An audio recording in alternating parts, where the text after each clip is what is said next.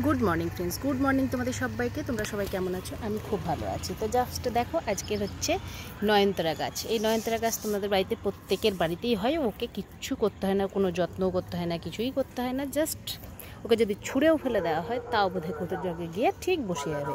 তো দেখো, আমি এটা এক চায়ের পাতা আমি এখানে জড়ো করে রাখতাম এই গিটাতে, গ্রো ব্যাগটাতে।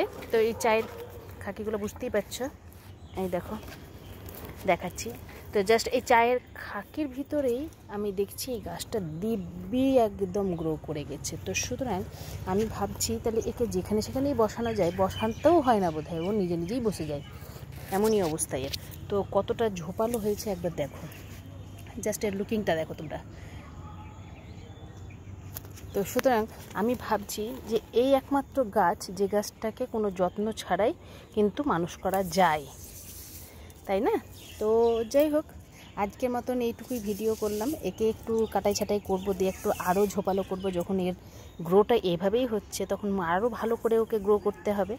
তো আজকের মতন এইটুকুই থাক। এর পরের দিন আমি যখন কাটবো তখন তোমাদেরকে দেখিয়ে দেবো। তো দেখো, ফুলগুলোও খুব সুন্দর। ফুলগুলো অনেকগুলো তুলে নিয়েছে আমার শাশুড়ি মা সকালবেলায়, তো আরও কতগুলো আছে। তো জায়গায় ভালোই হলো, একে আরও ভালো করে আমি মানুষ করব খুব সুন্দরভাবে। এ যদি মানে কোনো রকম যত্ন ছাড়াই হয়, তার জন্য যে ওর যত্ন করব না সেটা নয়, অবশ্যই যত্ন করব। তো আজকের মতন এইটুকুই। তোমরা সবাই ভালো থেকো, টাটা।